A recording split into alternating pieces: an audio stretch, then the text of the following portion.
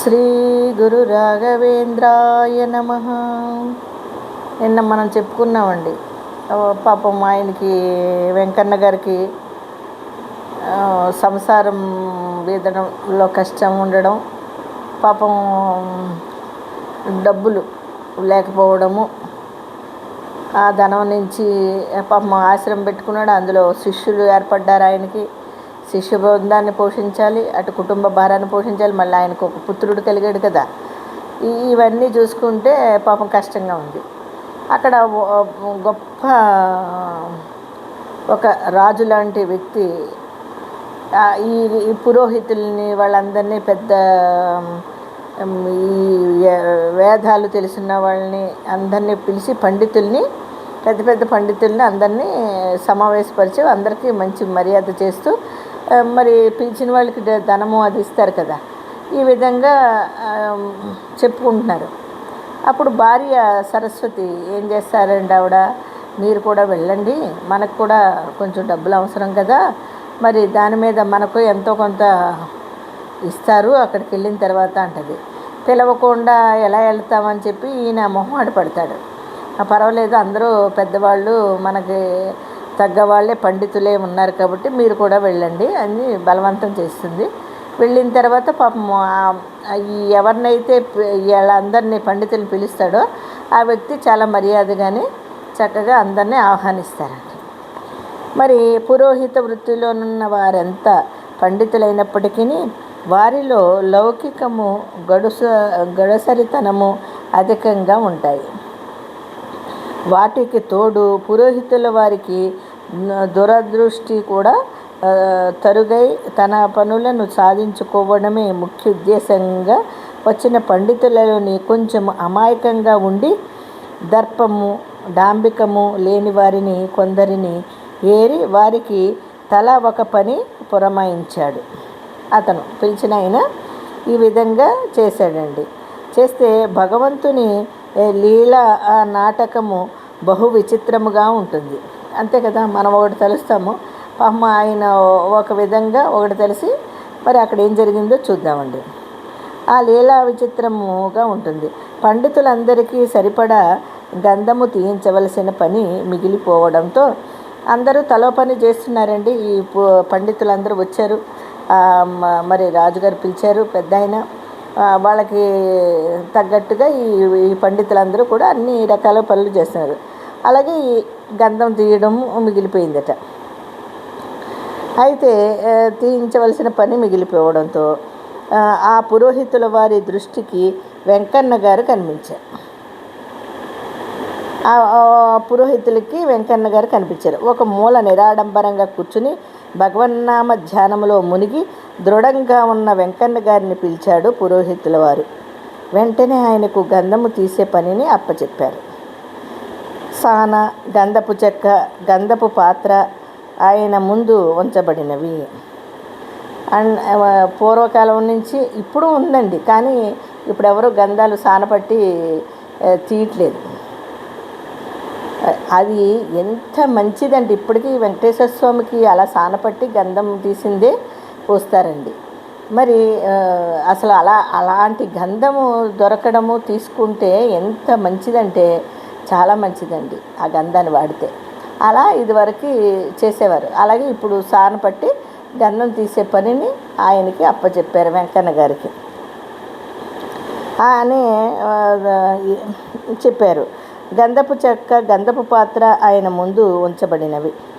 ఏదో భోజనము కొరకు వచ్చిన సాధారణ బ్రాహ్మణునికి చెప్పినట్లుగా త్వరగా గంధము తీయవయ్యా అన్నాడటండి. ఆయన ఊరికే మామూలుగా ఏదో దేనికో వచ్చాడులే ఈయన అని వాళ్ళందరితో పాటు వాళ్ళందరినీ పిలిచాడండి. ఈయన పిలవకుండా వచ్చాడు కదా. వచ్చినా వాళ్ళందరితో పాటు పండితులే కదా, ఈయన పండితుడే అని అనుకున్నాడు. ఈయనకి ఏదో మంచి ఇది చేస్తారనుకున్నాడు. కానీ అంటే ఒక పనివాడికి ఒక పని అప్పచెప్పినట్టుగా ఒక ఆయన ఉందాగా ఈయనకి ఒక పని అప్పచెప్పాడండి, తీవయ్యని ఆజ్ఞాపించాడట పురోహితుడు. ఒక పురోహితుడు ఇతనికి ఆజ్ఞాపించాడు. వెంకన్న గారు చూడండి, భగవంతుని భక్తులకు పెట్టే వివిధ పరీక్షలలో ఇదొక పరీక్ష అని భావించారు. అదండి. ఎలాగంటే మంచిగా ఆలోచించాలి.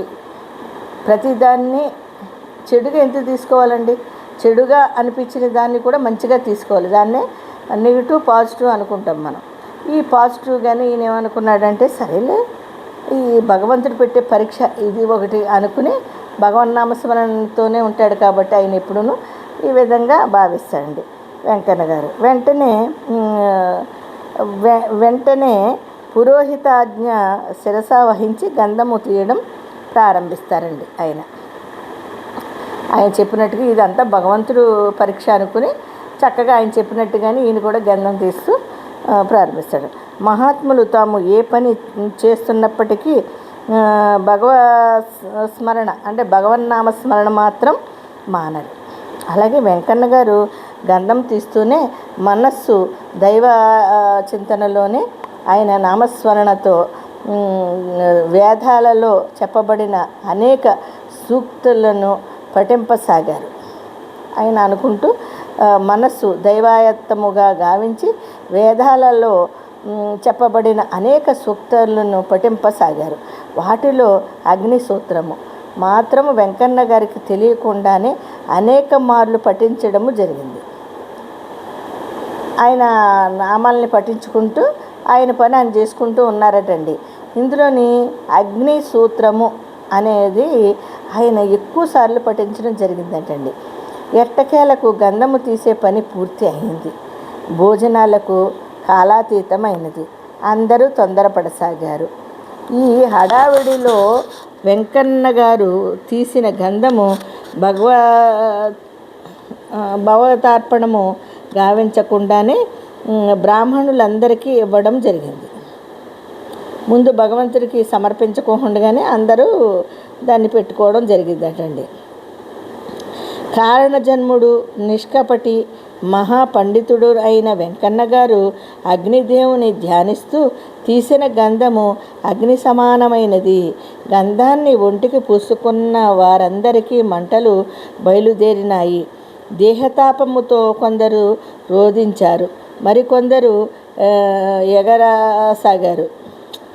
చూడండి, ఆయన అగ్ని సూత్రాన్ని పాటిస్తూ అదండి భగవంతుని యొక్క నామస్మరణ ఎందుకు చేయమంటామంటే పాజిటివ్ ఎనర్జీ వస్తుందండి.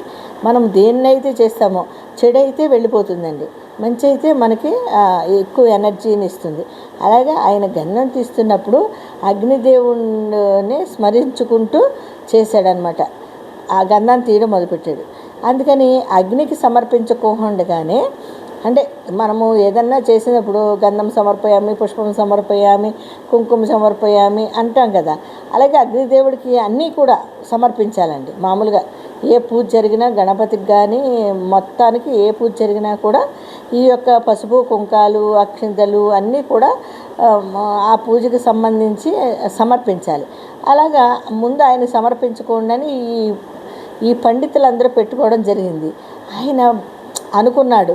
కానీ ఈ లోపలనే ఏమైందంటే ఆ పెట్టుకున్న వాళ్ళందరూ కూడా మంటతో గోల పెడుతూ ఎగురుతూ బాధపడుతూ వచ్చారటండి. గంధము అగ్ని సమానమైనది. గంధాన్ని ఒంటికి పూసుకుని వారందరూ కూడా మంటలతో బయలుదేరినాయి. వాళ్ళందరికీ కూడా మంటలు బయలుదేరినాయి. దేహతాపముతో కొందరు రోధించారు, మరికొందరు ఎగరసాగారు. నీళ్లలో మునగడానికి పరిగెత్తసాగారు. క్షణకాలంలో భోజనశాలల్లో గందరగోళము చెలరేగింది. కారణము ఏమిటో ఎవ్వరికీ అంతుబట్టలేదు. ఆ అహంకారాలు కోలాహలము విన్న గృహ యజమాని ఏమిటి అని పురోహితులను వారిని ప్రశ్నించారు. ఆయన తన దోషం ఏమీ లేదని, గంధలేపనము వల్ల వారందరూ ఆ విధముగా ప్రవర్తించడం ఆశ్చర్యముగా ఉందని చెప్పాడు. దురాలోచన గల గృహ యజమాని గంధము తీసిందెవరని ప్రశ్నించాడు. ఒక మూల కూర్చుని వేద పఠనము సాగించుకుంటున్న వెంకన్న గారిని చూపించసాగాడు. పురోహితుడు వేదమంత్రాలతో కొంత పరిచయం ఉన్న ఆ యజమాని వెంకన్న గారిని ఆయన పఠిస్తున్న వేద రుక్కులను అన్నింటికంటే మించి వారిలో వెలిగే బ్రహ్మ తేజస్సును చూచి ఆశ్చర్యచకితుడయ్యాడటండి. ఆశ్చర్యచకితుడయ్యాడు. వారినడిగి వారి వివరాలు తెలుసుకున్నాడు. కొన్ని జన్మలకైనా లభించని మహాపండితుడు తన గృహమును కేతించినందుకు పరమానందము చెందుతున్న పురోహితుని ఆ అజ్ఞానము వల్ల ఆ మహానుభావునికి తన ఇంట జరిగిన అవమానానికి వ్యధ చెందాడా యజమాని. పురోహితుల వారిని తీవ్రముగా మందలించాడు. వెంకన్న గారికి అనేక విధాలుగా క్షమాపణలు చెప్పుకున్నాడు. బ్రాహ్మణుల దేహతాపము తొలగించ ఉపాయము చెప్పవలసినదిగా ప్రార్థించాడు. అదండి ఆయన ఎవరినైతే ఈ పండితులందరినీ పిలిచి ఈ రకంగా పూజా కార్యక్రమం పెట్టాడో ఆయన ఈ గంధం తీయమని ఒక పురోహితుడు ఇతనికి అప్పచెప్పాడు కాబట్టి ఆ పనిని ఆయన చేశాడు. చేసిన తర్వాత భగవంతునికి అర్పించకుండా వీళ్ళ పూసుకోవడం వల్ల వాళ్ళకి తాపం వచ్చింది. అగ్నిదేవుడు వాళ్ళకి ఆ శిక్ష వేశాడు. ఈయన చక్కగా ఓ చోట కూర్చుని గ్రంథపఠనం చేసుకుంటూ ఉంటే ఈ పిలిచిన యజమాని ఆయన్ని చూడంగానే ఆయనలో ఉండే తేజస్సు, ఆయనలో ఉండే ఇదంతా విని అసలు ఆశ్చర్యచకితుడయ్యి ఎవరు ఈ పండితుడు ముందు ఈ గంధాన్ని ఈ విధంగా చేశాడని చెప్పేసి అతన్ని మందలించి ఈయనకి క్షమాపణలు చెప్పాడటండి. మరి వచ్చినందుకు అవమానపడిపోతాడేమో, ఆయన ఏమన్నా అంటాడేమో అని ఈయన ఫీల్ అయ్యాడు. కానీ ఆయన్ని అవమానించకుండానే ఈయనలో ఉండే ఒక బ్రహ్మ తేజస్సుని చూసి ఆయన మురిసిపోయి ఆయన్ని క్షమించమని వేడుకుంటాడు. అప్పటికి కానీ వెంకన్న గారికి విషయం అర్థం కాలేదు. తాను అగ్ని సూక్త పఠనము గావిస్తూ తీసిన గంధము ఇంత గందరగోళానికి కారణము కావడం వల్ల మనసులో బాగా నొచ్చుకున్నారు. ఆయన అయ్యో నేను అగ్నిదేవుణ్ణి స్మరించుకుంటూ చేశాను కాబట్టి అగ్నిదేవుడికి సమర్పించకుండా వాళ్ళు పెట్టుకోవడం వల్ల ఇలా జరిగింది అయ్యో అనుకుని మనసులో ఆయన చింతించాడటండి. ఆ శ్రీహరిని స్మరించి వెంటనే వరుణ సూక్తాన్ని పఠిస్తూ మరికొంత గంధము తీసి ఇచ్చారట. చూడండి ఆయన వరుణదేవుణ్ణి స్మరిస్తూ అప్పుడు ఆ గంధము తిరిగి అందరికీ అందజేయబడినది. దాని లేపనముతో మంటలు, బాధలు, తాపమంతా కూడా క్షణములో నివారించబడినది. అచ్చటి పండితులంతా ఆశ్చర్యపోయారట. కొందరు పురోహితుని తీవ్రముగా విమర్శించారు, కొందరు గట్టిగా ఆయన్ని మందలించారట. ఆ పురోహితుల వారికి తాను చేసిన తప్పేమిటో అర్థమైనది. ఒడులంతా చెమటలు పోయడమే కాక ఆయనకు భయము పట్టుకుంది.